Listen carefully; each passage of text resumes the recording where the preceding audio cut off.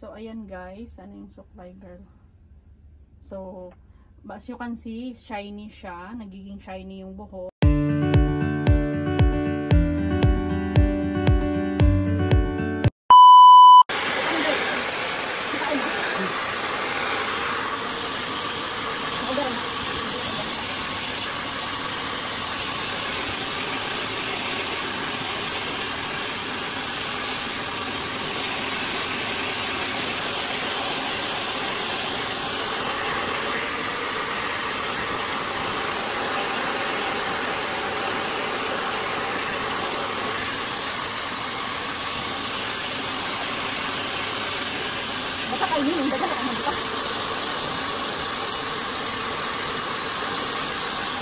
Kahiran siguro ni girl. Ha? Kahiran.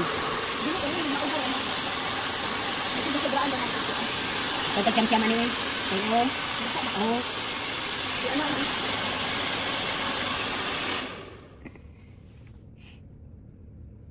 Dito, awil dito sa kuan.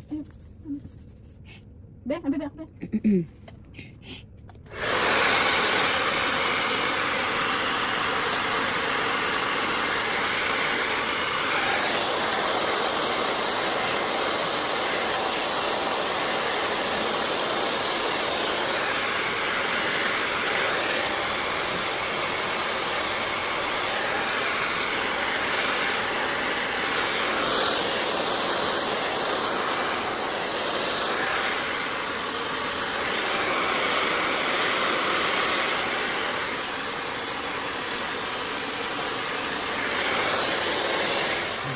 Dapat gamay ra.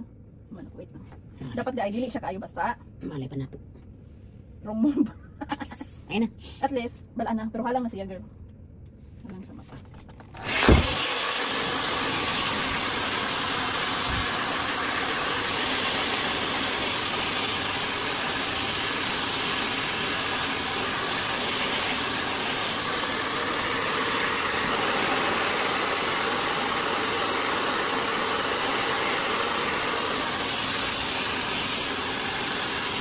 Di ako sabi.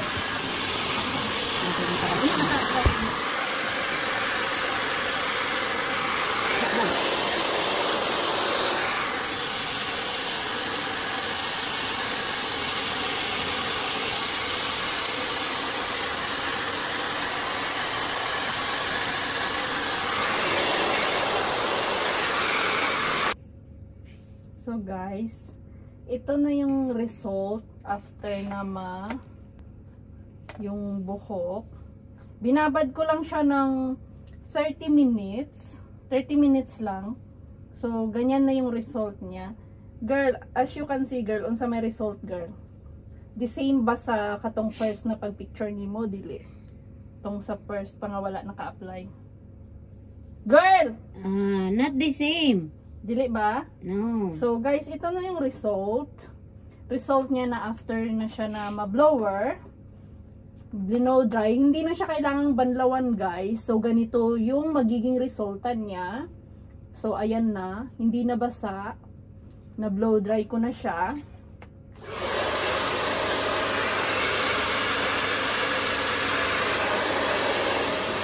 Pero pag mag blow dry, maanghang sa mata, hapdi. Pero carry lang naman yung hapdi guys. Girl, ikaw sa kuan imuhang ano. Yan, ganyan na siya guys. So, after nito, ipaplantsahin ko siya. Ipaplantsahin pa para makita yung effect.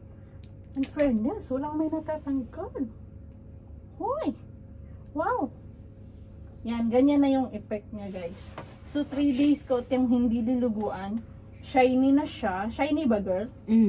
Oh, yan. So, okay, let's start na sa pag-plancha. Kasi tapos na yung blow dry. We'll see.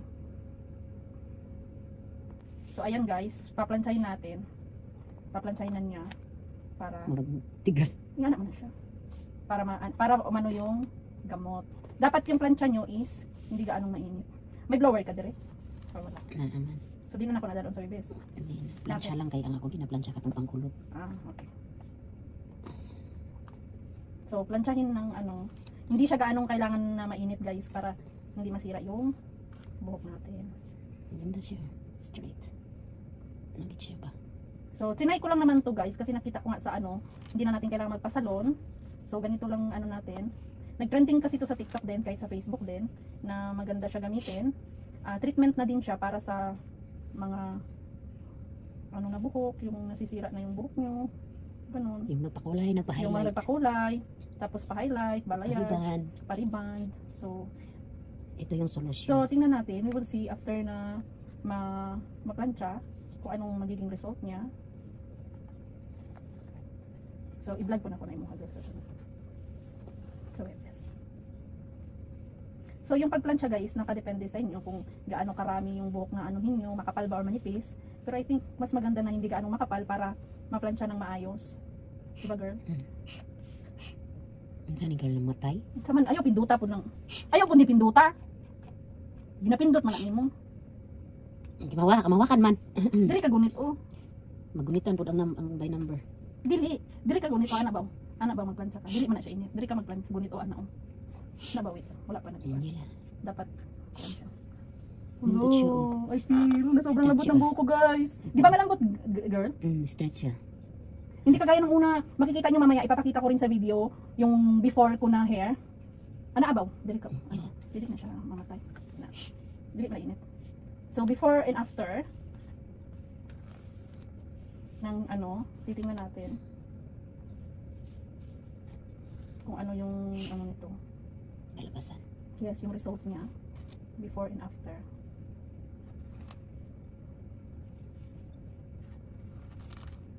Kitsa tanaw ko do. Ipa para mag ano siya ba, dili siya mag fly away. Magkulot mo. Oo. Nang pasulod ba na ana para dili fly away sa likod. Yan, ganun. Ala, humok ayo girl. Let's Pero say, imong let's say 3 after 3 days. hindi makita man gyud nimo ang result after ani imong plancha.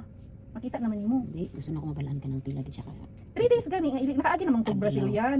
So 3 days nimo siya bago iligo, bago basaon ang buhok. Tapos maura gyapon ang buhok nimo, straight ra gyapon. Tapos pagligo mawala na. Dili siya mawala. Ay kani try nato kung mawala ba ini after pagligo nako after Balik 3 sa days. dati or what? Dili tingali. Kay daghan man may kuan. So we will see. So ganun.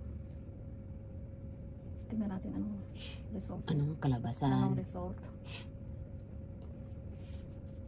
So sa ano ngayon girl, Saturday. So sa Thursday, gagawin ko din yung buhok niya before Christmas. And hindi ko alam kung kailan ko na naman to ma-upload sa YT guys kasi yung pag-edit, we will see.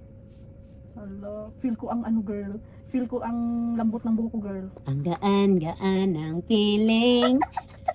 Prepare for Christmas guys. Pero gusto ko sana sa New Year pa ito gawin. Ang gaan Kung New Year ko kaya gawin mo, girl, ko no? sa'yo. Girl, kung New Year, maura magyapon.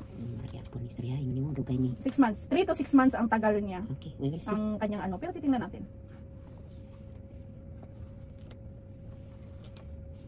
So guys, see you after matapos yung ano, yung pagplancha. We will see the result. Pakipatay girl. So guys, yan guys, ito na po yung result after ma-plancha. So sobrang shiny siya, kahit ako na-feel ko talaga yung shiny niya, tsaka sobrang gaan na sobrang lambot ng buhok. So ganyan na yung result niya after ma-plancha. So 30 minutes ko lang siyang binabad guys, yung ano, kasi hindi naman ganun ka-damage yung buhok ko. So 30 minutes ko lang siyang binabad. Pero yung iba, pag sobrang damage, siguro 1 hour pagbabad. Pero sa akin 30 minutes lang. And then ito yung result. So yan.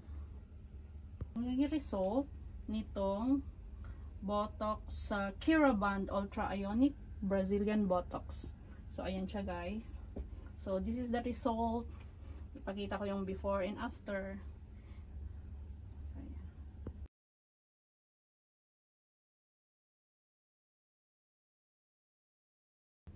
So, hello guys. So, ayan na yung result ng after na ma-plancha. Yung sa Botox Brazilian. Brazilian Botox. So, ayan. So, sobrang straight and shiny na rin siya. So, that's it. So, we will see after 3 days na maligo ko siya. Kung anong result. Kung same pa rin. So, ayan. So, ayan guys, thank you so much for watching. Keep safe everyone and God bless. Paalam. I love you guys. Mwah!